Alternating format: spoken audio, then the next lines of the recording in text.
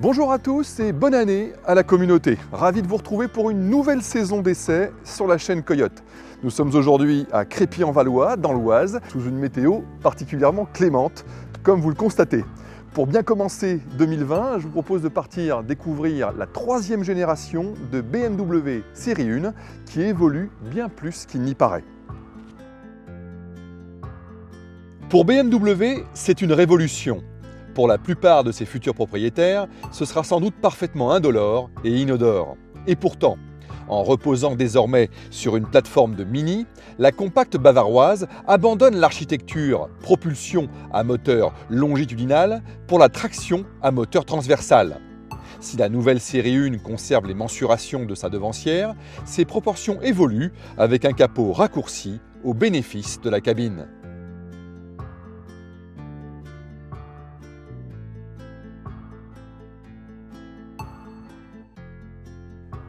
Et une fois n'est pas coutume, en découvrant d'abord les places arrière, on constate effectivement que l'habitabilité progresse. Mais il faut encore composer avec le tunnel de transmission prévu pour les versions à 4 roues motrices. À l'avant, cette finition luxury séduit par sa qualité perçue et sa position de conduite adaptée à tous les gabarits.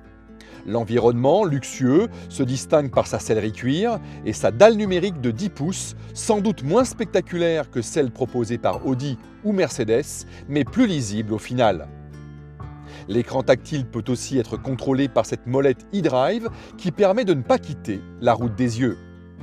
La dotation complète intègre la connexion Apple CarPlay, mais il faut faire une croix sur Android Auto et la caméra de stationnement. Quant au bon volume du coffre, il peut être augmenté en rabattant les dossiers arrière pour former un plancher quasiment plat.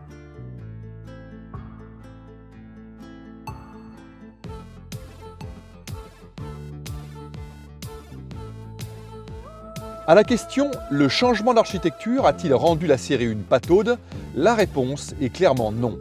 Son comportement reste très dynamique, avec une direction bien consistante, un train avant bien incisif et un train arrière qui suit le mouvement. La tenue de cap est excellente, la sonorisation efficace et le confort de suspension très satisfaisant pour une voiture de ce gabarit. Bref, le plaisir de conduite est toujours au rendez-vous. D'autant que le 3 cylindres turbo-essence monte gaiement dans les tours malgré son couple plutôt modeste et que la transmission robotisée à double embrayage et 7 rapports se révèle douce et réactive. Que peut-on lui reprocher ? Son diamètre de braquage en hausse de 50 cm par rapport à la précédente génération et son amortissement un peu sec à faible allure. Quant aux assistances à la conduite, elles sont souvent disponibles, mais trop souvent en option, comme le régulateur de vitesse adaptatif ou la surveillance des angles morts.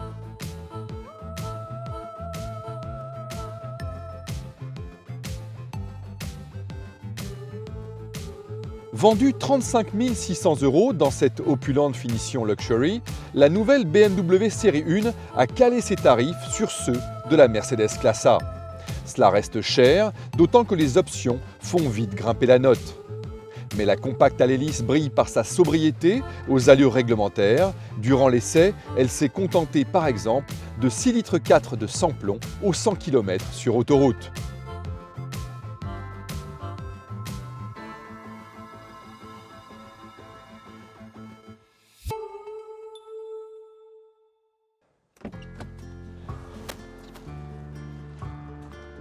Si cette nouvelle série 1 fait le pari d'être un peu moins BMW dans l'esprit, elle n'en demeure pas moins très agréable à vivre comme à conduire.